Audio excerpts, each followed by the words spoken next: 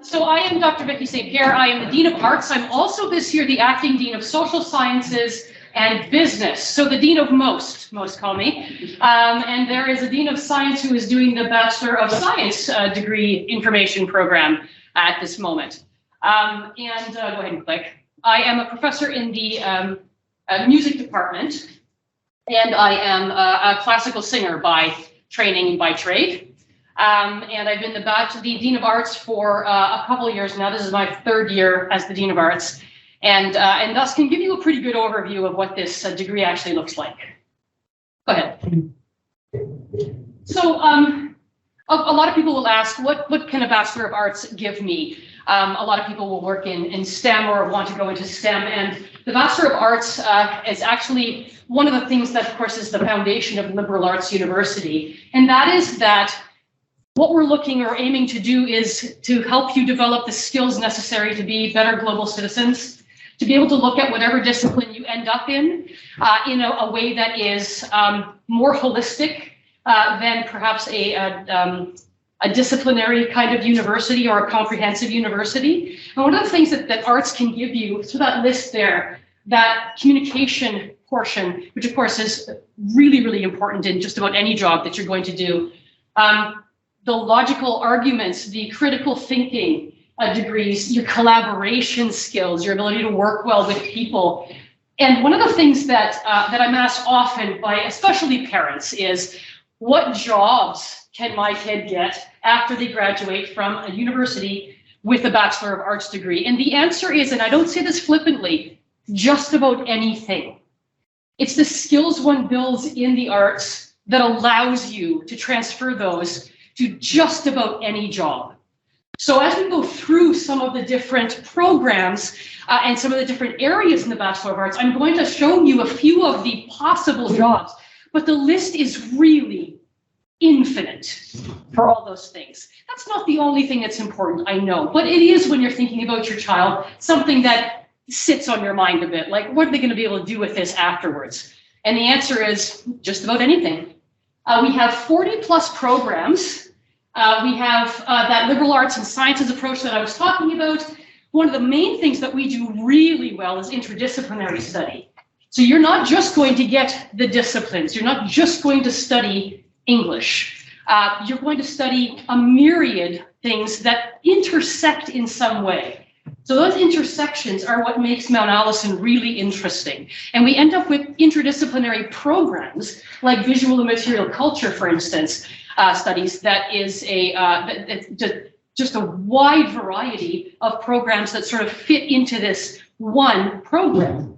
So you'll look at things like anime, you'll look at things like archaeology, you'll look at things like textile studies, you'll look at study of maps is called cartography. You'll look at all sorts of things that all link together in a way that's going to help you develop just a whole bunch of skills.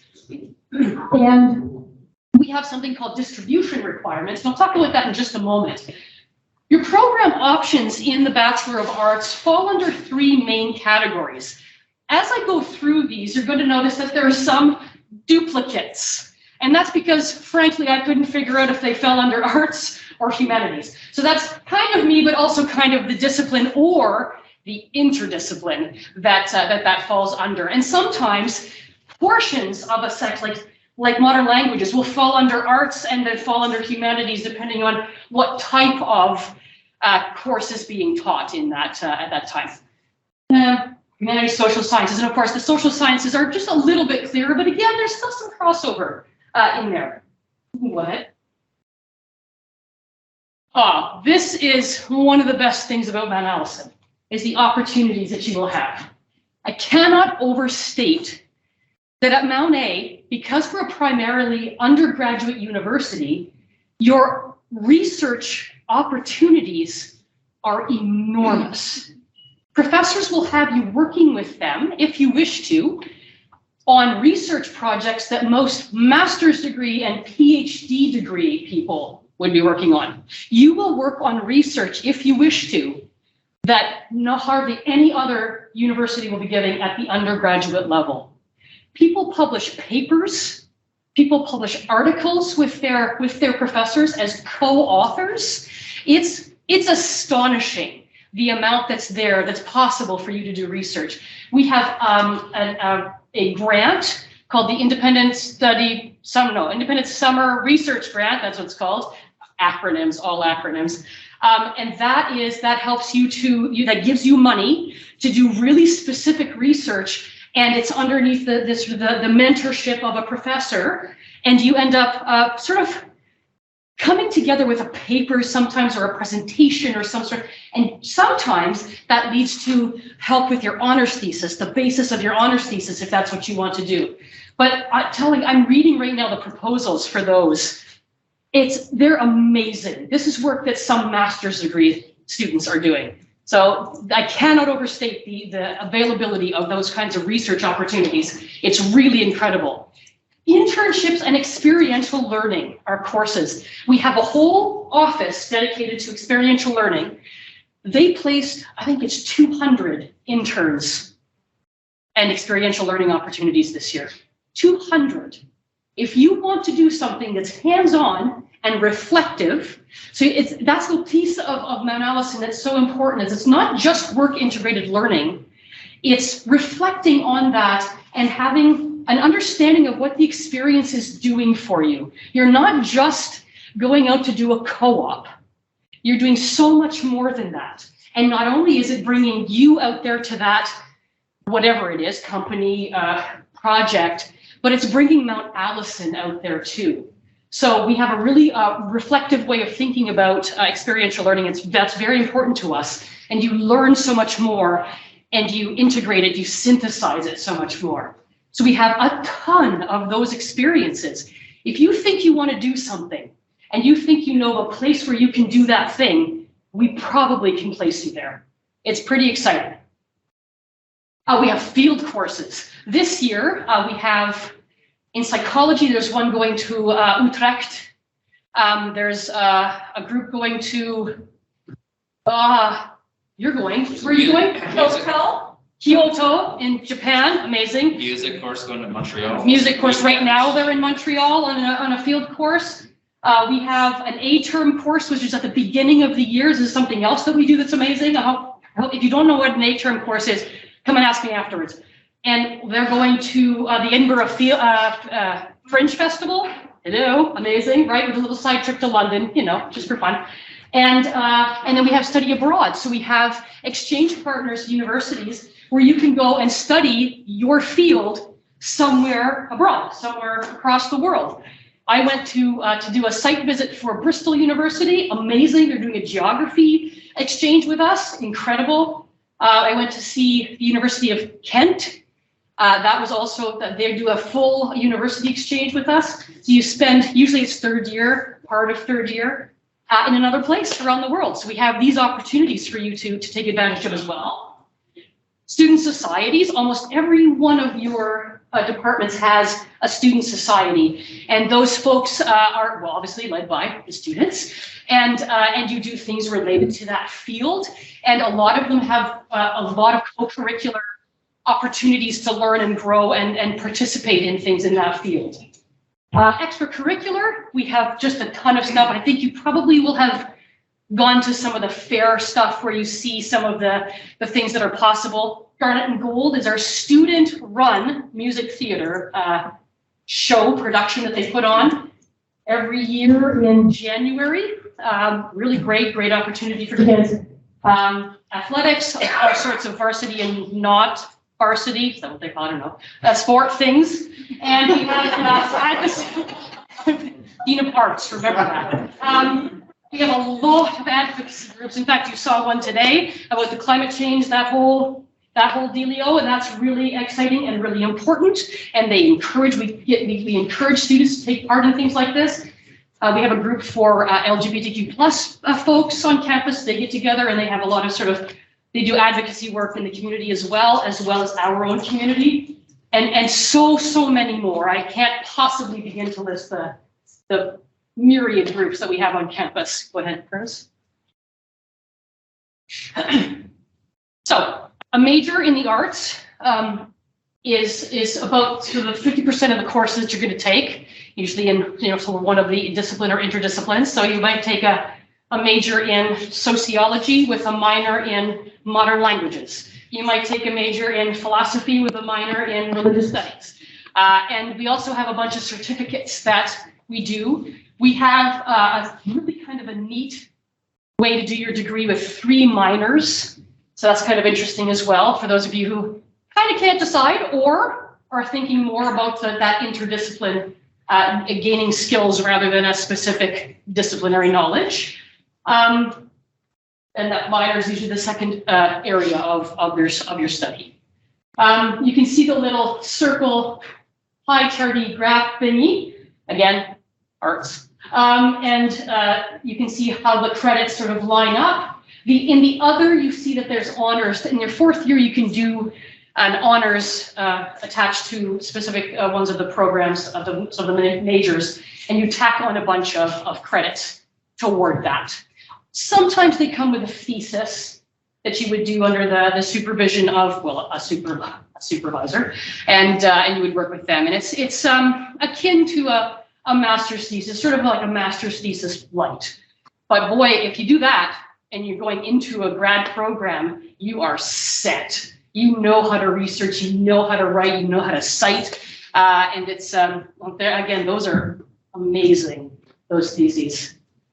Okay, I think certificates, yeah. Okay, so I've talked briefly about each of the sections, and then these fine folks here I'll introduce very quickly, but they are all heads or professors in the programs that are in the Bachelor of Arts. And if you have questions, which I'm sure you do, they will be able to answer very specific program questions for you, and I can answer some of the overarching things, and so can Curtis.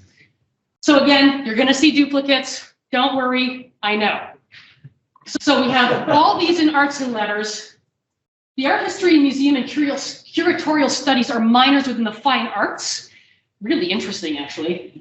We have drama, we have English, fine arts, again, art history, museum, curatorial studies. French studies, German studies, Hispanic studies, and Japanese studies and linguistics are all under the banner of the Modern Languages and Literatures and Cultures, MLLC. And that group has all of those all together. You can get a major in French and a minor in German, Hispanic, Japanese, and linguistics. Not linguistics, but that's the major, the language and the mind. Yes. That's a minor. That's a minor. And that's linguistics plus psychology.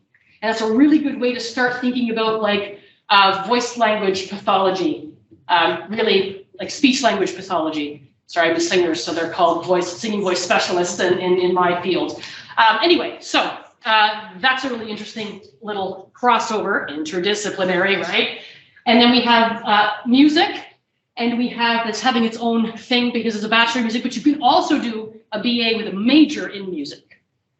And then we have the Visual and Material Culture Studies, which is that really fabulous program I talked about, which is sort of very interdisciplinary. Look at the possible careers. And again, that's just the start. I can just probably think of another 10 off the top of my head. So just thinking about what those skills are going to be able to lead you to and what lens you're seeing that through. I think that's the more important question. When you go to a university that's a liberal arts university, you are going to learn these skills because that's the way that we teach.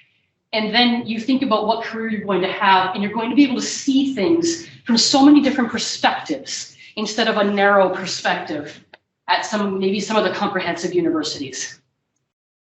Interesting courses from this year: queer art history, mental health on screen, that's in the Screen Studies program, crime fiction, beadwork, so that's an Indigenous course, really interesting, culture and history, and it's under the fine arts umbrella. German fairy tales. I don't know if you know about fairy tales and their sort of provenance, but they're scary. This is not Disney, let me tell you right now. And then food matters, and that's a really interesting one in the visual and material cultures side, and it examines, well, why don't you explain a little bit of what it examines?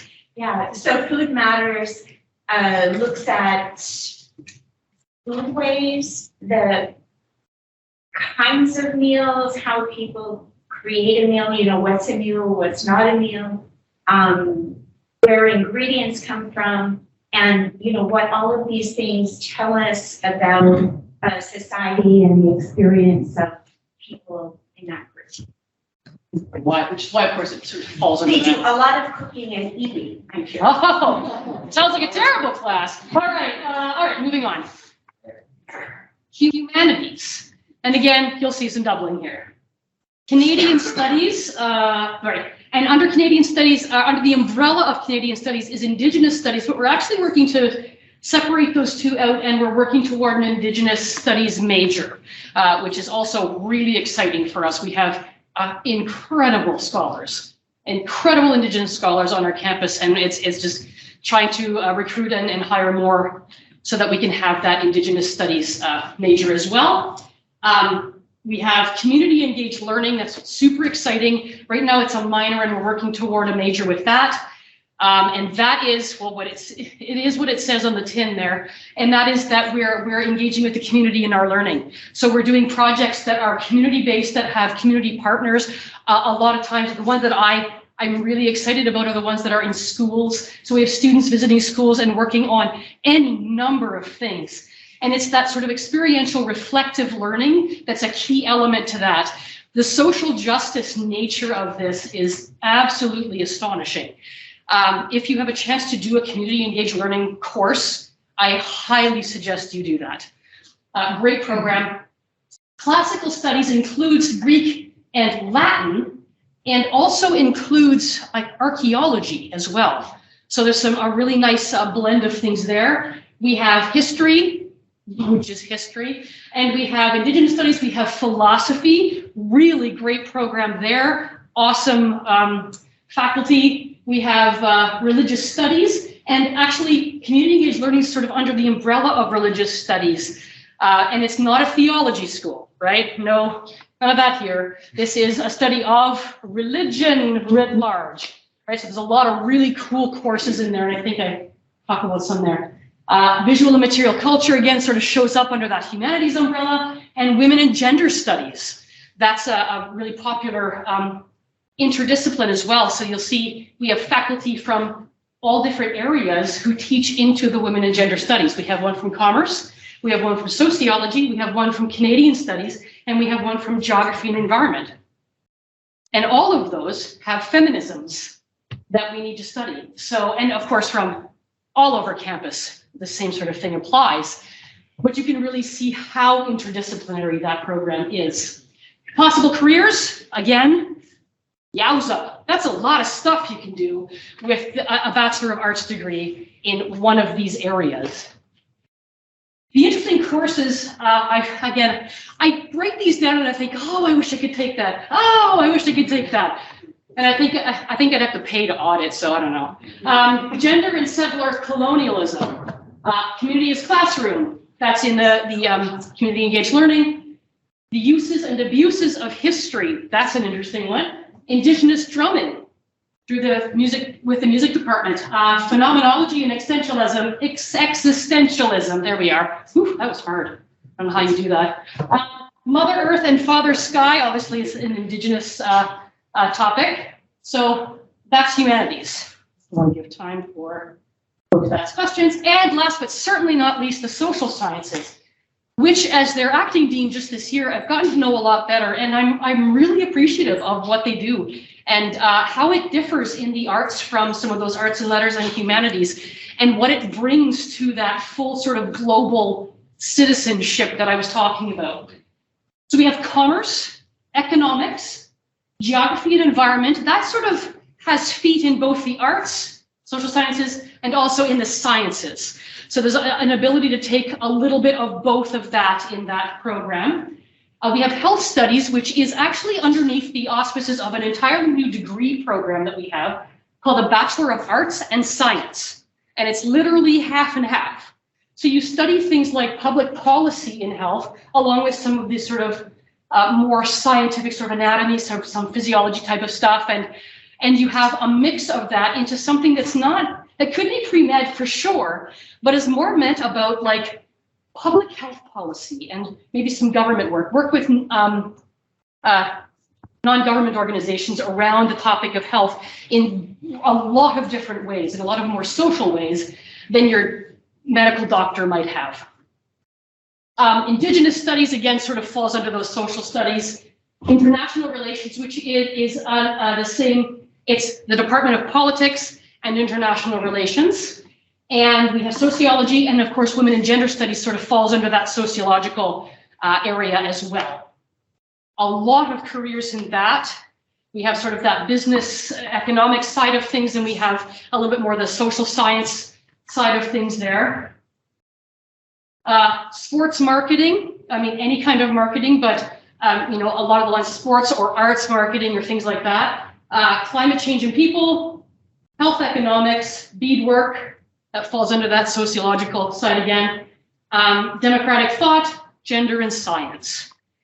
So, I think that I have questions next. Excellent, I like that.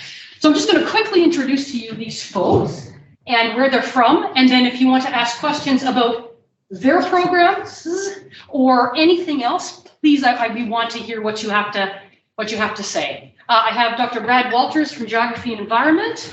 I have Dr. Fab Antonelli from Sociology. I have Dr. Kirsty Bell from Modern Languages. I have Dr. Drew Inkpen from Philosophy, where all those giant words up there. I have Dr. Susie Andrews from Religious Studies. I have Dr. Carla Van Visselaar, Cara Van Visselaar from Economics. I have Dr. Patricia Kelly Spurls from Visual Material Culture. And last but not least, I have Dr. Mario Levesque from Politics and IR. Oh, and I have Dr. Fiona Black at the back from Religious Studies. Or from Community Engaged Learning, I think you're represented today. Whew. Okay, what do you want to know? Online? In person? Tell me things. Ask me things. There's a lot of talking. There have to be questions, clarifications. Is anyone considering their Bachelor of Arts along with another possible degree program, commerce or science, and maybe have questions about how you can balance the two? I know that's, you know, we tend to attract students who have multiple interests, so maybe some people are thinking about how to make that work. You're all dedicated Bachelor of Arts students, so that's very good. Your faculty here will be happy about that. That's good. I mean, even for me, I did a double major in geography and sociology, so I did a lot of courses in those two areas, but then also did drama studies, was one course shy of a minor in drama studies. So if you are interested in, you know, kind of the more creative performing arts side of things, or you have that aspect to yourself, you know, it started with just me taking a course out of interest, even though I was doing heavy social sciences. And that almost led to me, I didn't want to come back for a full year just to get that one extra course, but with better scheduling, I probably could have done it all. But yeah, you can totally explore lots of sides of your artistic personality. What do we have here? What programs are you interested in? Just sort of shout out a thing. General majors. What was that? This young man is here for dramatic arts. Nice, good. The drama studies actually has a minor now called screen studies. And that's really growing an awful lot. And the drama major is sort of going through some good changes and curricular changes that are going to show up for this fall.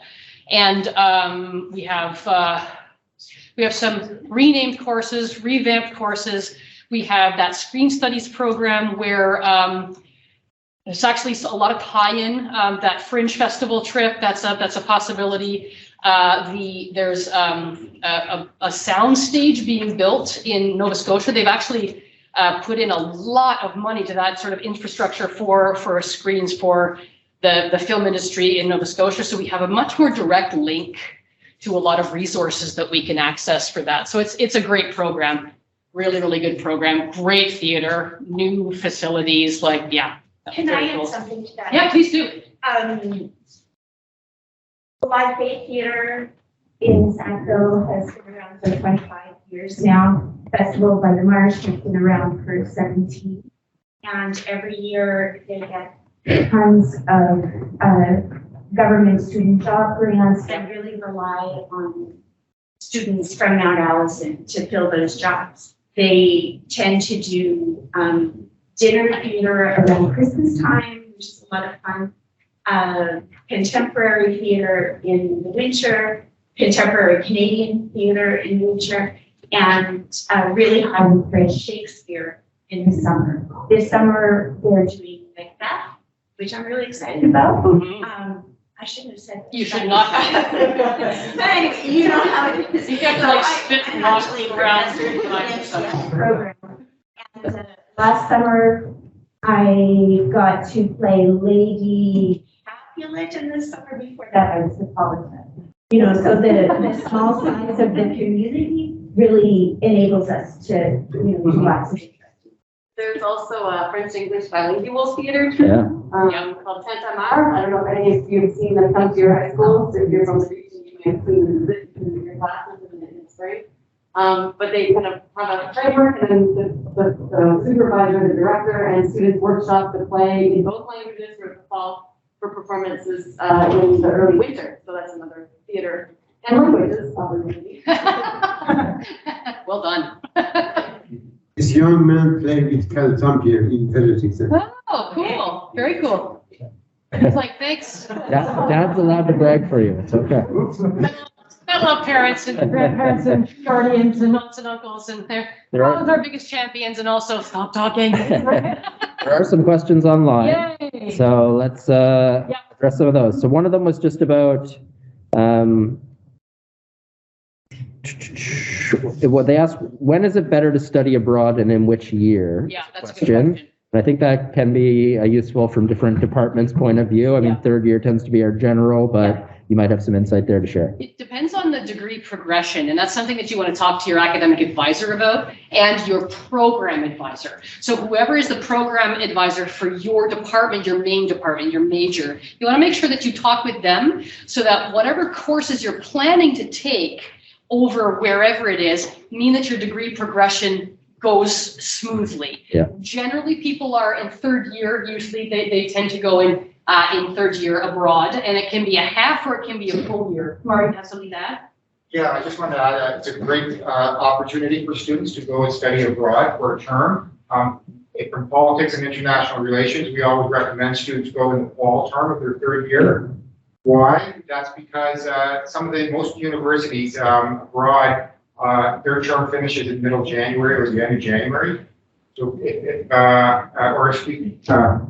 go in the winter term, go in the winter term, not in the fall term. Term finishes in the middle of January, so then that's going to interrupt your term if you go in the fall. Highly recommended. Students that do go just love it. So I mean, courses are fantastic, and it's a real different learning experience for you. So, yeah. Thank you, Mario. That's great. So there's another question about how many languages can you learn in MLLC? Thank you for the wonderful question. Both from Hannah. In our department, we offer, I can turn around to the audience too. You can also stand up here. if you like. We offer French, and you can do a major or an honors degree in French. We offer a major degree in Spanish or a minor degree in Spanish, a minor in German, and a minor in Japanese studies. We also have MLLC interdisciplinary major where you choose 3 languages. So you have a primary, a secondary, and a tertiary area of concentration. And it's a way of combining, so 3 language choices. And we add some linguistics to that as well.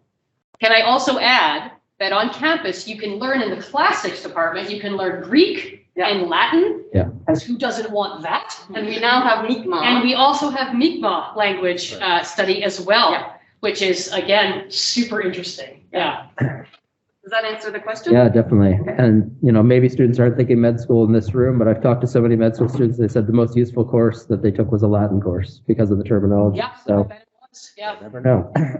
We have another one that just, you know, listing their degree program, but or of interest, major in psychology, double minor in sociology, women and gender, but also curious about Bachelor of Arts and Science options. So, you know, you're in a good place, Victoria, I think, because you have multiple interests in lots of areas that we offer, but does anyone want to talk about maybe the process of getting there and how we might guide a student along those first 2 years to determine what's going to work best for them? What they declare? Or like, you know, within each department, there's program advisors, there's different individuals you can speak to. I think too that it's important that to remember that the beauty of the liberal arts education is that you have to have distribution courses. You have to have courses across the university. So in first year, if you sort of have an idea of what you want, you start there and you take distribution courses across the campus and you think to yourself, you take a philosophy course and you think, oh my God, this is for me. I'm a deep thinker. I want to be a philosopher. And I mean, there are a lot of people who suddenly just sort of, and it's actually really incredible. It's a very common thing. Happened to me. Right? And so you can switch into to be philosophy as your major, and you probably will have taken a couple courses in that distribution. So you're well on your way to your major, and the things that you took outside of philosophy, maybe in that other one, can then become your distribution credits. So you're not stuck anywhere at any point. You can really make a change at just about any point, and we will try to make that work for you at Mount A. You really are the curator of your degree to as much a point as we can possibly accommodate. So there's lots and lots of possibility there. Yeah. I would also just reiterate, get in touch with your program advisor or advisors as early as you can, because they'll help you map out those different options. Yeah, of all the degree programs, no doubt the most flexibility in the arts. Question here from the floor. If I'm interested in like history in general, but I don't really know what I want to specialize in, which classes should I take or Yeah, and that's a question too for that history department. If you look at the just about everyone here will have introduction courses for and that's what you want to take, because that generally gives you a little taste of all of the specialties, or of many of the specialties that will give you. So if you take a couple of introduction or first level courses, that will start to guide you as to where you might think you want to go. And again, if you're thinking about a discipline like history, you probably will take things in your first couple of years that will make these things clear to you, and those won't be wasted courses. Those will be courses toward that major, right? And anything outside of your specialty is really good anyway, because that rounds out your education, as you're going. Does that answer your question? Yes, Does anyone else have any comments on that? Is there a better way to do that? No? Okay, great. I trust these folks implicitly. Yes? You touched on it a bit earlier. Can you talk a little about the A-term courses? Yes, of course. Yeah, of course. So the A-term is something that came out of our strategic academic plan. And this was faculty driven, which was really, really cool. That we all got together in these sort of interest groups and talked about what we might do, or how the university can move forward academically and strategically as a group of people sort of rowing together in the same direction. And one of the things that came out was the ability to do, and this really applies to some programs, it's like it just locks into what they want to do, which is to do short, condensed courses. So in 2 weeks, you might have a class every day in that subject. And we do these the 2 weeks before classes start. And in that way, we can have those intensive courses, and then you are done one of the courses of your fall term. So if you have 5 classes per term, right? That's right? Yeah, 5 classes per term, because they know, per term. If you're in the fall, then that one will be taken care of, and you'll have 4 more. So it actually does a few things that are quite beneficial. One is you get one of those classes out of the way. But I'll tell you, the people who take these A-term classes, I asked for some feedback. I went into some of the classes and talked to the students. Their minds were blown by that intensive classroom situation. Not every course or not every discipline or even interdisciplinary groups will it work that well for, but there are some that it's just astonishingly good. Community engaged learning. One of those was just like mind-blowingly good. There was a geography and environment one, I think anyway, but there are some classes that's really, really appropriate for. And we have, at this point, I know of a few that are planning to do A-term, and it's so new. We just started it last year, and we kind of soft launched it a bit. So this year it's a little bit more well-defined. And I think people have ideas that are a little bit more formed about what that might look like. Oh, Indigenous Studies also has one that I think it looks super, super cool as well. I'm missing some, I'm sure, but Do you have any comments, Fiona, about the CENL one, that 8-term course? Describe the Indigenous Studies one that you mentioned. Please do. The Indigenous Studies one that you mentioned also was cross-listed with community engaged learning. So the Indigenous Studies one was called Indigenous Community Assets. And the professor spent a week with students in El Spapto First Nation, working with elders there and doing some on-site learning. It was actually an advanced credit course, so it incorporated some senior high school students as well as some first-year Mount A students. And so this was actually a 1-week intensive, and then some of the work continued on. Yeah. Just trying to think through, what's the, who's in our community, what are the assets of the community, what does planning for the future look like in terms of who we are as people, and how can groups of different people come together and be part of that conversation. And then the community engaged learning one was about climate change and regional responses to climate change. And so the professor actually took people around to a climate change research center in PEI and to some facilities in New Brunswick and Nova Scotia. And they basically spent the week on a bus going all sorts of places and learning about local responses to climate change. And so again, it's really intensive experience. So for both courses, our students were just really raving about this opportunity. Yeah. So definitely, if you have that opportunity to do something like that, I would really recommend it. These are university courses. Like, this is towards your degree, and imagine the things that you'll learn that you might not learn in the traditional classroom, right? You might, but probably not. This is pretty exceptional kinds of learning. I also want to shout out to my colleague in religious studies is doing one, I think, this A-term, correct? True story. That's a Canadian Museum of History. And in thinking through that fully funded SeaWorld course where we're in the holdings are 4 million items in that collection, some of which I hope will be repatriated, the community from which they were taken. Leaving that complexity to the side, we'll be right in there, each with our own object. I have learned a great deal from Dr. Leslie Shumka, with whom I was speaking this morning on a panel at EXPL, about the way our approach can change when we're not just looking at, we're not just studying a group, but we become part of it. And hopefully we'll have that chance in the A-term to work with the CMH and their communities in Ottawa to think through how we can bring their materials for life. You get your own. For the community there, right? They have identified a way that MLA can contribute. We're doing these things, Dr. Black and I are on both sides of you, so we'll let other people speak because we could we could go for like 2 hours. They can. This happened. Trust We're me. so glad you're here. But these are the types of teachers that you have here at Mount Allison, the engagement and the passion and in the arts, it's really something. And I'm sure that they're saying exactly the same thing over in the sciences, but I'm telling you, ours are better.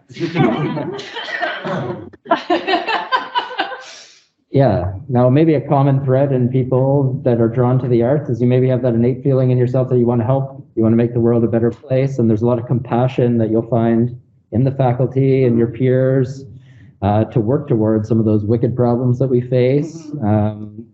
So, I think you'll find opportunities in the class, in the actual departments, academics, but also through all the offerings, through experiential learning, through clubs and societies, where you can put a lot of the things you learn in your courses into action in the community, along with other like-minded peers. And that's maybe where you're going to form your identity, find your like-minded people and peers across the campus community and maybe, enact some lasting change. I think of a course that Brad put together for all of us, strategic issues, and we had a few, rebel rousers in our mix that were looking to challenge the institution. Some of the divest protests you even saw going on today. These are passionate students that are passionate about varying issues, and we were as students too. Well, we brought together a lot of those students and we challenged the administration to do better. And since that point in time, we have a baseline of our emissions output that the university's been tracking since that time and reducing it every year because of the action of, a dedicated faculty with a dedicated group of students that left a lasting impact in this place. And that's something as a student I'm really proud of.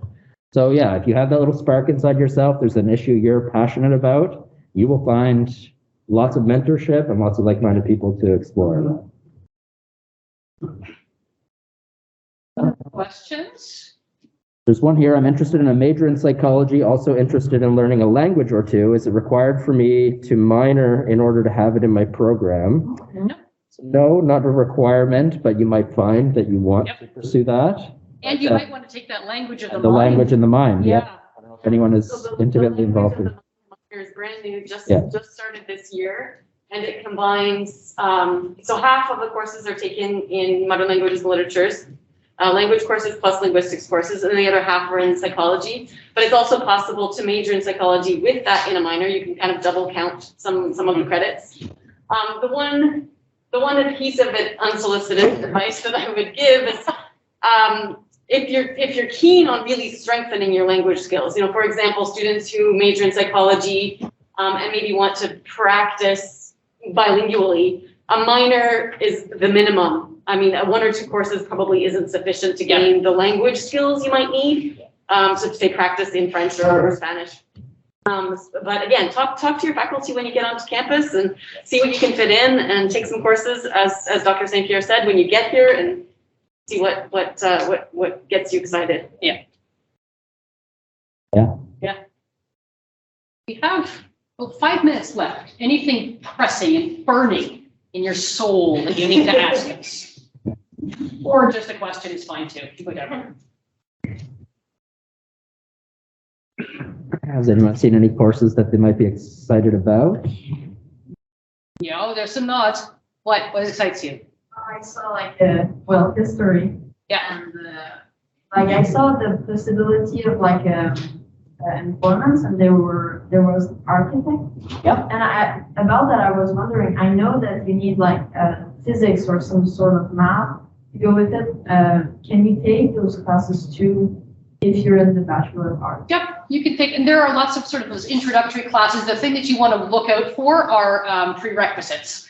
So if you're looking at this 3rd year specialized physics class, you might need some of the physics classes that came before it.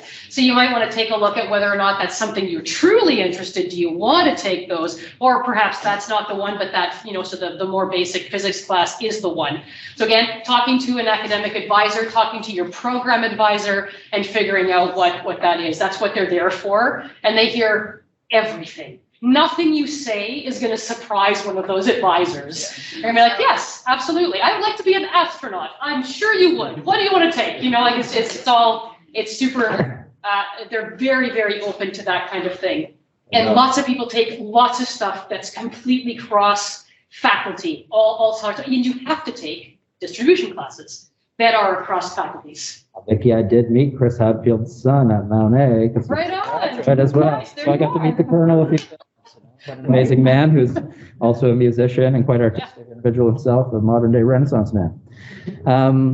The other thing maybe of that is if you are maybe thinking about an architecture program, a law program, or whatever it might be down the line, but it's not offered at Mount A, but it's something you are hoping to set yourself up for, it is always a good idea at some point to connect with that school that offers that program and to make sure that you know the prerequisites that you need to get into that program, and then you can talk with your program advisor to get those courses here, just to make sure you're not encountering any surprises.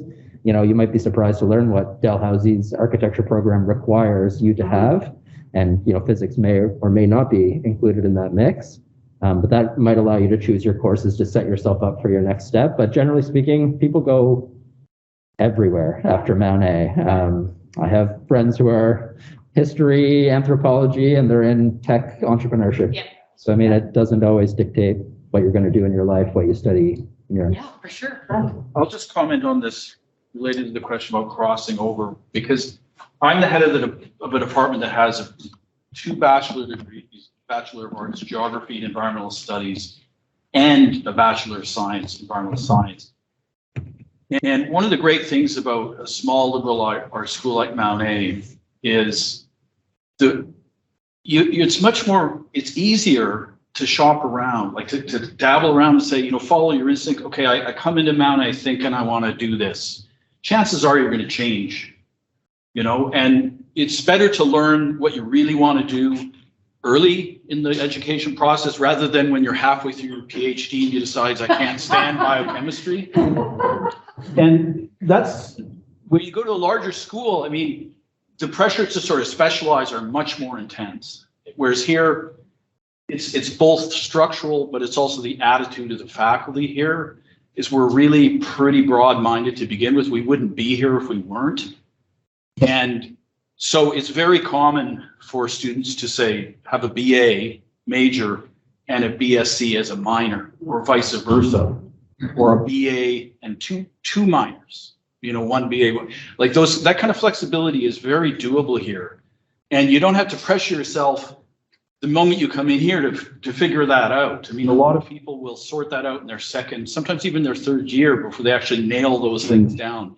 But you can make that happen. It's not, again, as long as you're in communication with the important people, your academic advisors and the right department heads and whatnot.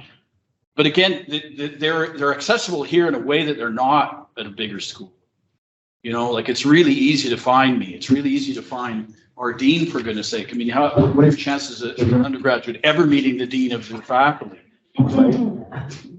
So that's one of the real pluses of coming to a place like that. And my advice to people, again, when they come in first year is chill out and follow your instinct and try those other courses that you might not have initially thought you wanted, but you sort of think, like I took an astronomy elective, when I came in my undergraduate, and I didn't become an astronomer, but it was probably the most important course I ever took because of the person who taught it, for reasons I won't get into. But so you got to follow your instincts, and you'll never know what'll come of it. Thanks, Brett. I think that's a great way to wrap up. Unless there's any, again, burning questions. Okay. Nothing burning. Burning. Make it all the fire department. All right, so folks, I hope it's helpful and useful for you. You can head on to your next session, give yourself a washroom break, whatever you might need to do before the next one. But we appreciate your time and thank you to all of our attendees.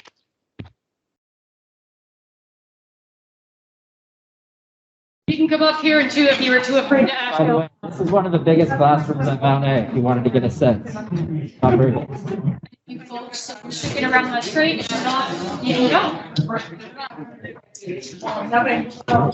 Any comments, tips, everyone interesting stuff?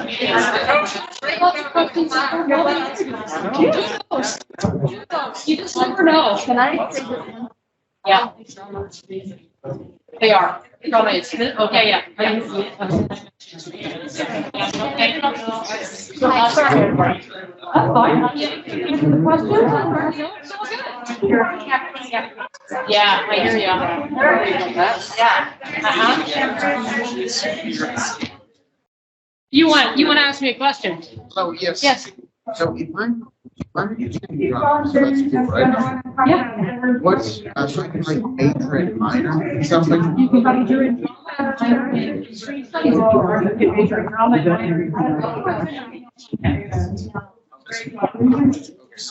or you can major in something other. Well, we want you to major. Yeah, it is great. And it's a really good. Yeah, nice to meet you. Thanks for Thank coming you. today. All right, enjoy your next session. Thank you. All right, see you later. Toodles. I'm not an Meet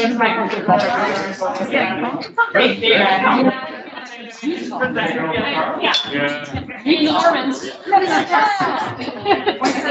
I was not. I was doing it. I did not. I didn't tell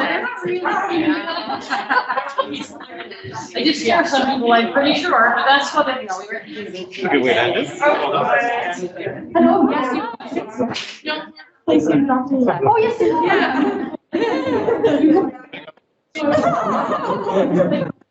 Well, for good. What's your name? I'm Harley. I forget. Sure. Actually, sure. Yeah. Absolutely. Yeah, sometimes they need to ask for a ton of Very. Yeah, okay. That'd be great. You can sit anywhere in the truck there. Okay. Thanks. Harmony, Katie. Yes. Katie. See, you want to talk?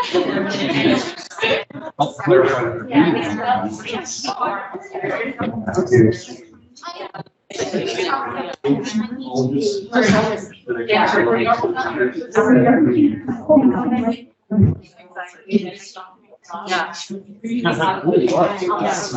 Not. Right When I was meant to do.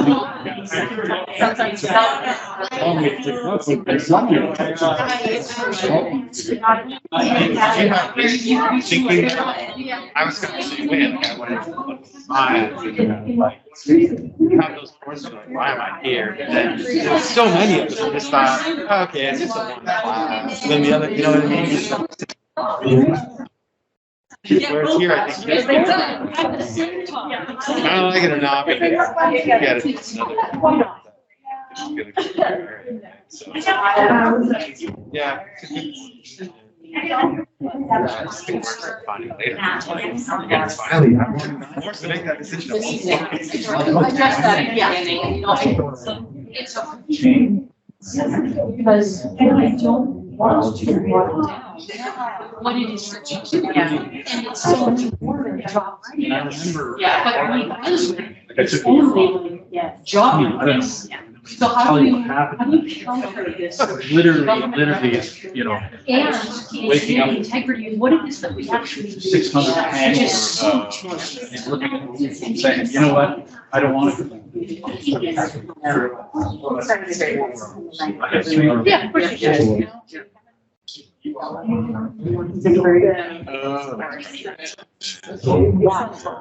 Like none of them were. Why is that important? I was supposed to. Not just here. No. Yeah. There was. Yeah. And here's the vein, what mind you, the Japanese is very eloquent. I'm from that. So it's actually wild to Yeah, figure they can, out. like, I could buy that. Yeah, they could start with it. Yeah. But broke. A lot. Took that, you know, But I feel like travel. We all. I just we also fell apart. forget that if you do like this, you learn about this literature. You need to know. I think Just like I was just in a weird space. Oh, yeah. Now. Over time, I stood on it and I So realized. sometimes I'm in my favorite saying courses. yeah. And they're not the courses. It goes hard. Yeah. And I was a gingerbread fucking man up. And follow your instinct. Do what you really want to do. And that's it's like. Yeah. The earlier you do it, the better. I meant. I thought you would never. I thought you would. Oh, no, I know nothing. I'm just not that into We it. didn't work out the semester, but you know, for next year, you're gonna bring in somebody. Not much. There are so. At that point, it's hard. So you just gotta just put your head down. The other thing too is like, kind of like successful friends, people here, and like, you're right, we kind of know each other too, we're not, so like, you're coming to us early. Students it's awesome, apologize for a while, they come to me like, I'm sorry, I know I'm only in first year, yeah. No, this is when you're supposed to go. And they're just constantly apologizing. No, you're right. But I get it. Like it's terrible. Like I didn't. Oh, yeah. My professors or anything. We got a really good problem. Pandemic. This is what we thought was going to be. It's my third year student. First day here. They were the we got shit right. Yeah, a little bit. Thank you very much. Yeah, I'm not either. You're along, like the colleagues are good. I'm gonna Josh. Josh Lee.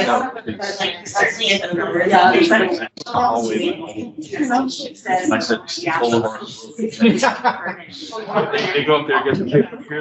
Oh.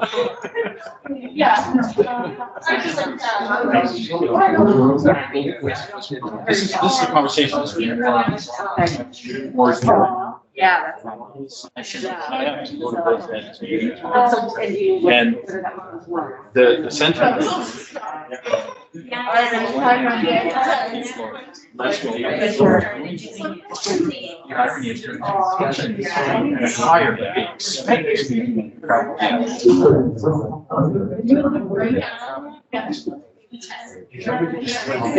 true. So they're throwing good grades at it and just not expecting it to. Yeah. Very sad. Seeing the technical, like, which is a lot of the science. Seeing it sort of technical thing. Like putting. Yeah.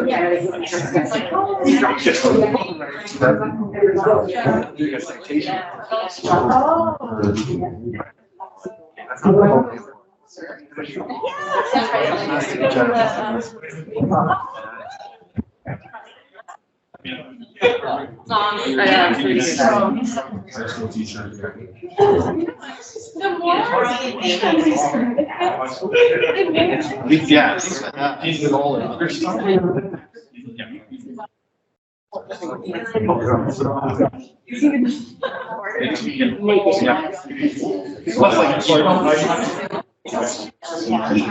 Oh,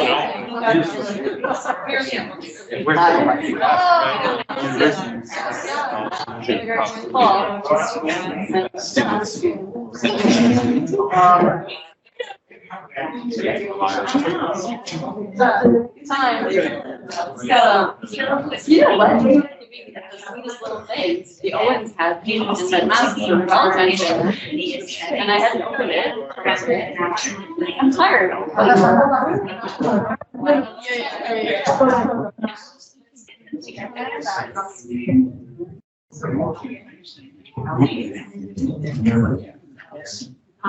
One is. My brother. And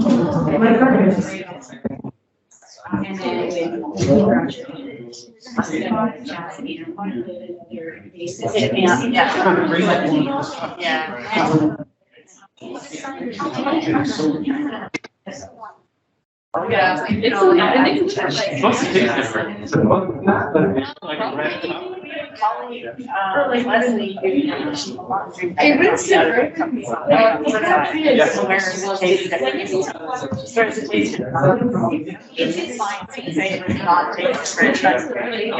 talked about eating with the eyes too. Yeah. So. Yeah, you have to taste cute and then offers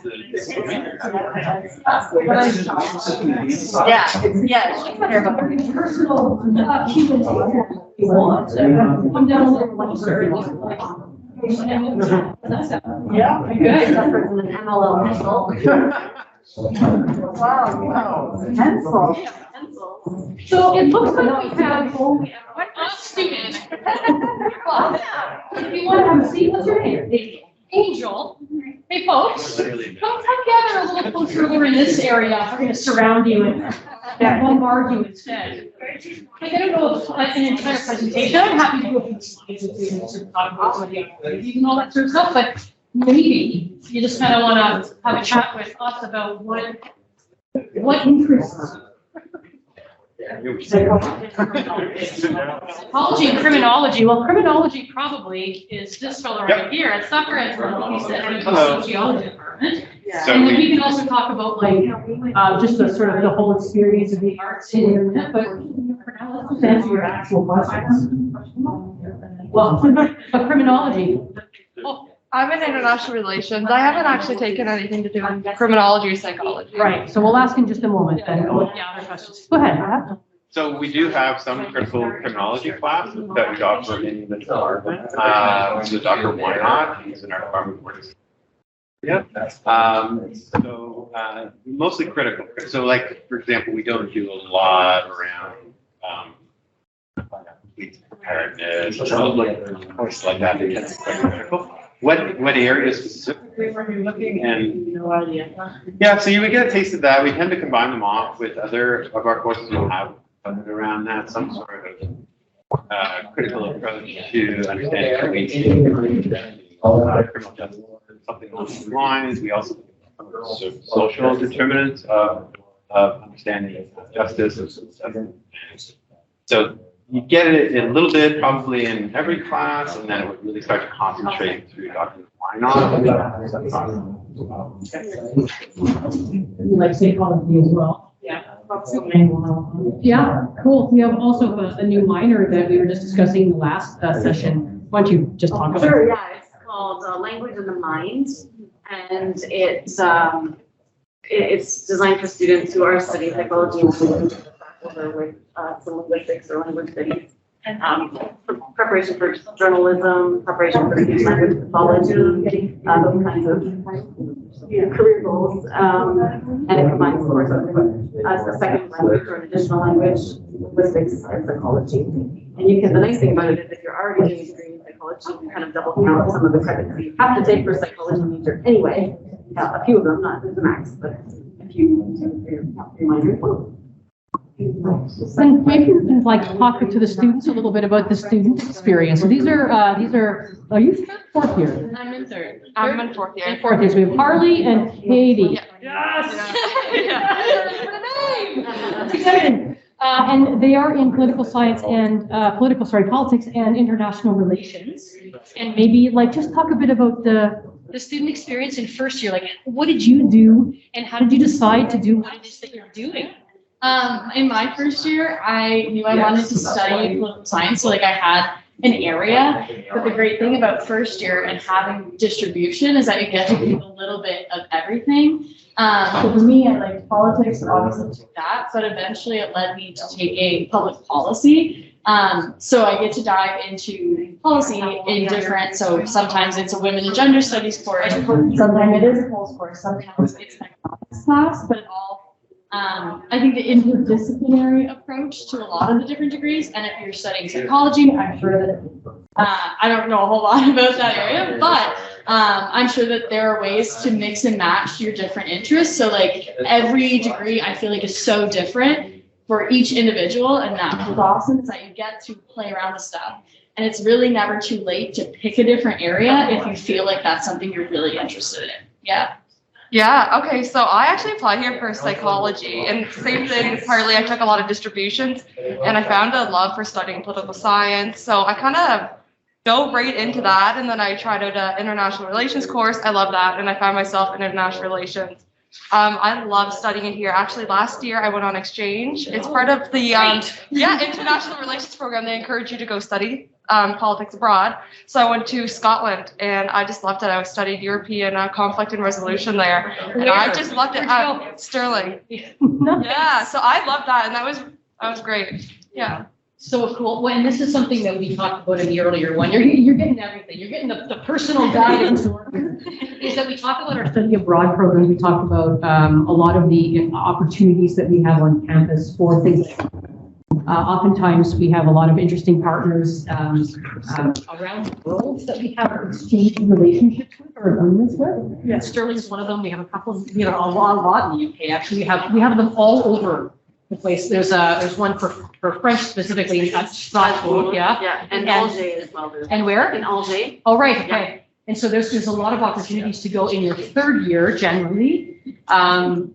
People go in second, but it's better in the third year for the most part. And what you want to do is just talk to your program advisor, your academic advisor, and make sure that your degree progression, so the courses that you want to take there line up with things that we can do here. Yeah. Because transfer credits are sometimes a little challenging with some of the universities. So it's really good to plan ahead with that and decide that. And you can apply for that. And a lot of our students get chosen. Like it's a good percentage of the students who apply who do actually get to go on exchange programs. So it's pretty cool. Yeah, it is. Well, I was talking with Dr. Walters about his geography department, and they have a specifically geography department exchange with Bristol, University of Bristol. in the UK. And it's just in geography departments, and that's interesting because the degree progression isn't in question. We've already analyzed the classes, and you know that whatever you take there is going to fit to a course here, no problem, step, over you go. So, but not all the universities are like that, so you got to be a little bit careful where you go. But it's a really cool program, and the number of partners that we have, and you can go to some place where you don't speak the language, where you have to learn the language, you can go to some place that's in English, you can go, there's a lot of options that we have. And in terms of psychology specific, is the Utrecht summers? Yes. So that's another kind of format, right, for study abroad? So one of our professors in psychology, now I'm talking a little bit outside my area here, that's in the Bachelor of Science mostly degree. There is a Bachelor of Arts in psychology, but the Dean of Science sort of takes on all of that, so I don't know as much about it. But one of those professors, Dr. Lisa Don Hamilton, goes with students on a field course about sexuality and something. Oh, Amsterdam? Utrecht, Yeah. So she goes to Utrecht in Holland. Netherlands. And what is it called? So it's super cool. Like, I mean, the subject matter is incredible, and it's actually Dr. Hamilton's specialty. So she takes these classes over there and discusses I guess there's a lot of interest, of course, in the sort of sexual culture of the Netherlands. So a lot to learn there, I think. Anyway, she's amazing. What an amazing teacher. Yeah. Do you have anything else that, like, any burning questions where you're like, I wonder if I can do this? Not so specifically, no. I'm mostly living here because I came with the bus, so I kind of have to kill time before I can go home. I can't go home until the end of the day. So I was like, you know what, let's pop in Did we here. bus you from Halifax? From Truro. From Truro, Yeah. Excellent. That's hysterical. Yeah. Maybe can we just let me just like go through and see if there's anything that interests you, because it could be like cross university too, right? It doesn't specifically have to be the Bachelor of Arts. How do I? Yes. Back here. Yeah, back to the. Okay.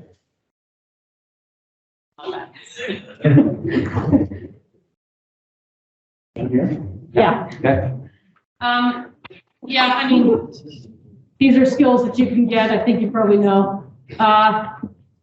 Interdisciplinary study, that's kind of interesting. There's a lot of things that are not just sort of like one thing. It's not just English, but we have all sorts of other things as well as English. And Patricia, why don't you talk about visual material culture studies? Because that's something that you might want to do a distribution credit in, or community engaged learning or languages. But Patricia, talk about VSES a little bit. Sure, yeah. Please. So visual and material culture studies is a new program, but we offer a minor, a major, and an honors. Students kind of take a variety of courses that lead them to kind of explore societies through the objects that they produce and use, and through the ways that they represent themselves visually, like in film and photographs and, different kind of media. In Intro to Material Culture Studies today, I took my students to the Material Culture Lab, and they examined a variety of objects from the 19th and 20th century, looking at how they had been repaired, questioning why these objects had been repaired, and kind of looking at the connections between repair and stigma. And that's something that we'll continue talking about. Pretty nifty courses that you can take through that, and really in any of the fields that you have of people sitting around you. So I'll tell you who they are. So we have these folks from the Politics and Iron. I remembered names already, so don't ask me to do it again. But you already met Dr. Antonelli from the Sociology Department, and that's Dr. Fiona Black, who teaches in Religious Studies and community engaged learning, and maybe you can talk about that for a little bit too. And then we have Dr. Kirsty Bell, who is modern languages and literatures and culture. And then we have Dr. Craig Brett, who's in economics, and then you just spoke with Dr. Patricia Kelly Spurls, who is in visual material cultures. So just explain a little bit about, because I don't think a lot of people know that that even exists as a community thing, right? As a university course. Sure, yeah. So this is a new program as well. We have a minor and a certificate right now. We're just working on a major. Community engaged learning is a theoretical and an applied program where basically we think about community as our classroom. So we are learning from community partners, but we're also working with them to think about what are the problems and issues that they identify in their community that need addressing, and how can we work together and form partnerships to do some of that work. So you say you're interested in criminology, possibly. One of the partnerships that we are currently developing is with one of the local penitentiaries. There are already programs, adult education programs in place there, and so we're just talking with them and some local advocacy groups to see how can we be involved in that program and be useful with certain needs that the community itself would provide. More frequently, we're working right now in schools, local K-12 schools, doing kind of project-based learning with kids, helping teachers to think through planning in areas like climate change education and Indigenous studies. And decolonization, so those kinds of things. So it's a program that you see students in the classroom for some time doing some theoretical work, like I was saying, but they spend a lot of the term sort of out in the community working with community partnerships in various places. So pretty cool. It's new. We're really excited about it. So yeah. I should tell you about A-term courses. You plan to come to Mount A, like if you're going to come to Mount A, you got to make sure that you pay attention to what's happening in the A-term. Okay, what is that, you ask? Well, let me tell you. They're intensive courses, usually 2 weeks, but not always. Could be 1 week. Could be that the teacher does 1 week of intensive work, and then like you have a few things that trickle into the semester. But the important thing to remember is that it's part of the fall semester. So if you're taking 5 courses in your first term of school here, one of those courses could be an A-term course, and you're done that course pretty much, unless you have like little trickles, but that's it.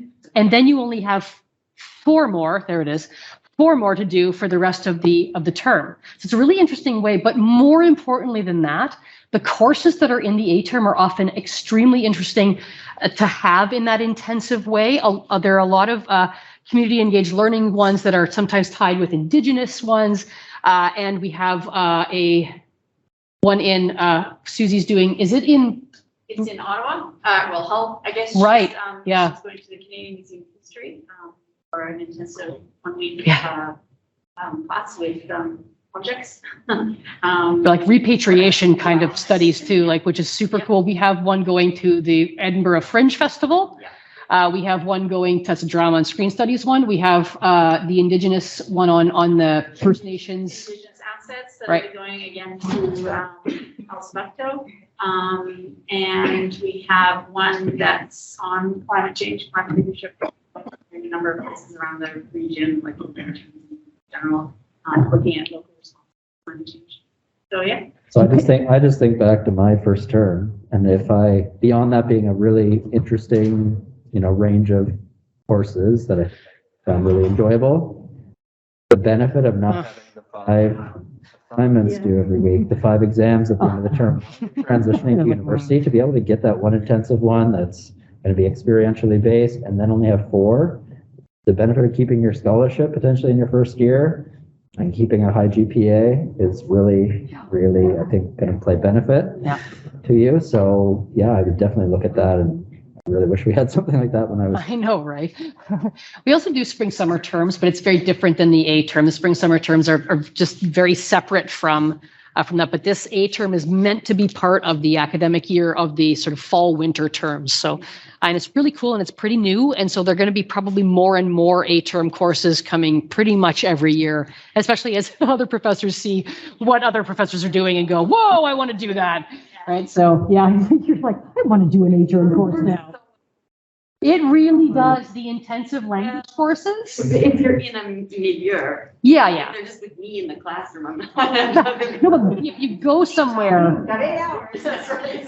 Yeah, if you go like an immersion for a couple of weeks somewhere, like, holy cow. Oh, that would be amazing. Can a first year student take an A-term course? Yep. Or do you have to wait till your Nope. second year? Okay. Yep. Right. No, you can register right away. They'll be up the same as when fall winter courses are up for registration. Right. Whenever that happens for first years, there's a timeline on that. So I didn't get a chance to hear where you were all interested in program wise. These guys are actually students here. Your current students. Yeah. Third year, fourth year, we're good. Politics. They already know what they want to take. You have a prospective student in the room? This is the one. Jesus. Angel is getting the full meal deal right here. Angel? Nova Scotia, sure. Truro? Yeah. TC? You got lots of Just moved students. there like a week ago. Oh, really? Yeah. From where? From South Colchester, Brookfield. Okay. Yeah. Yeah. So That's tough. not a huge move for you. Yeah, well, like mid-semester too, Oh, so I have a yeah. lot of catching up to do. Yeah, I wow. didn't have the same courses available. Of course. so I actually have to like catch up mid-semester on like all new courses. Oh my goodness. Been admitted to Mount A for early admission or? I sent in my application like yesterday. Maybe Okay. I'll give you my card because it sounds like there might be a few complications there that I could at least assist you with. I love that. Good.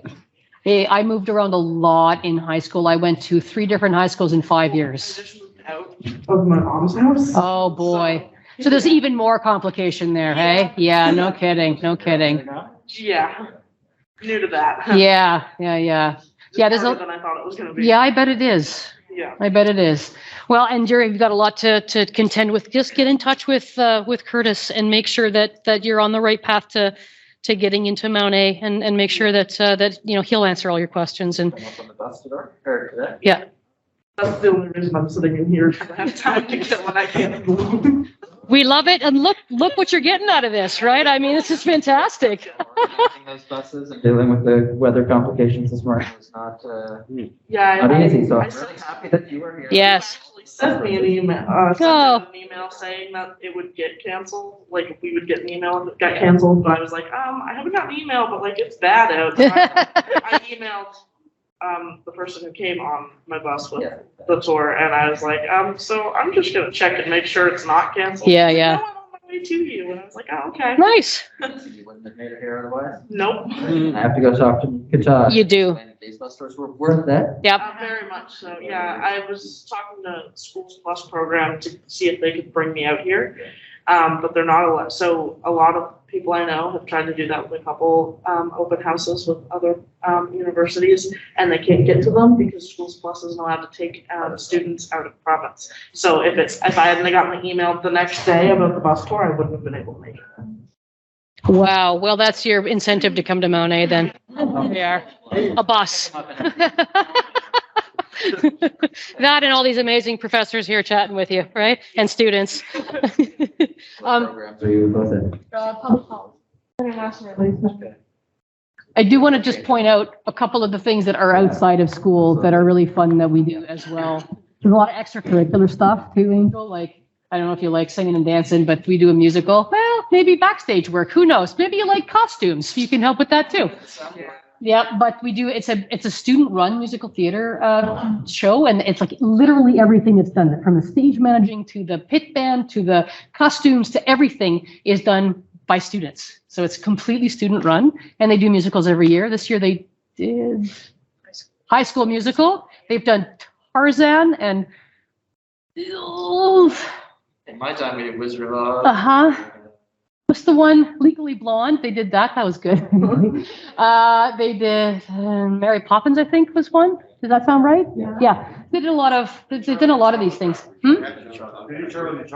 Oh, cool. Yeah, good. Anyway, so there's lots of those. So there's lots of athletic stuff, but there's also a lot of other societies and student groups. There's always something to get involved in. And the student societies are interesting too. They have, there's a psychology student society for sure. And they have all sorts of events, and it doesn't necessarily have to do with psychology, the events, but sometimes they do. And sometimes it's like, they do trips or they do, interesting events that are centered around psychology. And sometimes it's just like a social or something like that, or they'll invite speakers in or something like, so it's always good to get in touch with your students. Are you guys sort of a little involved with student society in politics? I am a little bit, yeah. I've been more involved in other aspects of Mount A too. Yeah, like what? I've been on the external affairs committee for the student union, so there's a bunch of different committees you can sign up and get involved with. You meet like once a week or so. There's a student-run like journal. Oh. The Atlas. It's called Atlas. I'm an editor for that, and I recently just got involved in that, and I love it. You read over student papers, and you publish something. You have a conference. I've been, there's a SMILE program. I've done a lot. The SMILE program, which you go on Saturdays to the YMCA in Amherst, and you go and you get paired with a student with a little child with a disability, and you go in the pool and you spend like half the day with them. That's really awesome. So there's lots to get involved with. I've been on the field hockey team, and I love it. It's a great way to make friends too. Yeah. This is sort of the person that comes to Mount A. It's a really special place. I came from away, so like I came here to teach in 2015, and I had been in another school, and I came and I started meeting the students, and I'm like, what is it in the water around here? Like, what are these students about? Because it's a really cool place. Really cool place. Students are amazing. Professors are amazing. Everyone's amazing. It's really fun. I mean, not everybody in the whole place, but most people. Most people. I'm also the academic integrity officer, so that means that I see people who plagiarize and things like that. So those people aren't as amazing, but but they have the chance to be amazing with some education. We give them the opportunity to become amazing. Learning happens again, anyway. right? Do you have any other, like, is there anything else that we can sort of like entertain you with that Are you passionate about anything, Angel? Like, do you? Psychology. Wants to take psychology. Softball. And so. Hey, there's an intramural too. Here we are. Ooh. That's the word. Yes. I was like non-varsity. I don't know what it's called. How about yourself? What are all the cool things you do? I am actually the captain of the women's rugby team here. Okay. So the exciting thing about rugby is that you never have to touch a rugby ball before coming to Mount A. So we take everybody who's interested and willing to learn. I'm also a part of the student refugee program at Mount A, which I think is takes up a lot of my time because I love it so much. So essentially every year or almost every year, we sponsor a refugee student in need. And we work with their transition to Mount A through academic life, just social life, and all that good stuff. So we just help the transition, help support them financially as well, work with them. And some of the awesome things we get to do is work with other areas of Mount A. So like experiential learning, they help with resumes, and job searches. And so our refugee student, we connect them with experiential learning. We're there to support them. And I love it so much. The people in that group are so incredible. And I think the work we do is just so fantastic also. Yeah. Oh, I bet there's something you would want to know about working on campus. Like, would you want to? That was in the information session this morning. Oh, perfect. Okay. Well, one of the other things that they talk about experiential learning and internships. No. So there are some internships that are paid through experiential learning and some that are not. Some are credited, some are not, some are both, some are neither. I suppose it couldn't be neither, but anyway, but there are some opportunities as well as just sort of your job that could be leaning more toward what it is that you kind of want to do with your life. So don't neglect the experiential learning office. And talk to your professors if you have a project that you think you might want to do or an experience that you might want to have. The professors are really good about linking you with the right person to do that thing. So it's one of the sort of the highlights of Mount Allison. It's one of the things that we do really, really well. We placed 200 interns. We The Experiential Learning Office placed 200 interns this year. That's a lot of people in jobs that they want to do. You know what I mean? Yeah. So don't discount that in your mind if you're thinking about jobs on campus and jobs that maybe relate to what it is that you might want to do later. Yeah? Yeah. Is there anything else anyone can think of? Yes. I should have raised my hand earlier for the other group. Yeah. But one thing that I didn't know as an undergraduate 30 years ago, and something that I still hear, students today who are much better informed than I ever was, they often don't know about independence. So if you have a topic that you're really excited about, like, I don't know, pit bull rescue or, like really something, that could be like totally random, but you really care about it. You can, like gently cultivate a relationship with a faculty member in your major or minor or in another department, who may help you to understand how that topic could be explored using the tools and perspectives of their discipline. And you can work together to develop, like, a meaningful scholarly approach that really incorporates the thing that you're passionate about. And my department is really active in that. And that's something that, just came as a, like this amazing discovery to me, like in grad school. Yeah. I could have done that so much earlier. I just taught one with a colleague in philosophy. I'm in music, right? As I'm the dean, but I still teach a student or two in music.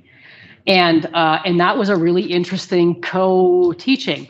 And the main part of it was in the philosophy area, but the student was interested in neurodivergence in music, specifically regarding time and perceptions of time and rhythm and stuff like that. I mean, the student is brilliant and came up with this, and we both went, yeah, okay. And so Dr. Dryden and I worked together on this, and it was an incredible thing. I learned as much, I'm sure, or perhaps more than this student did in this, and they just sort of did more of a self-directed kind of study on things and reflection with me, moreover on the practical side. It was incredible. So you can cultivate, or you can shape and make your degree exactly what you want it to be, which is, again, you're not going to get that at many other schools.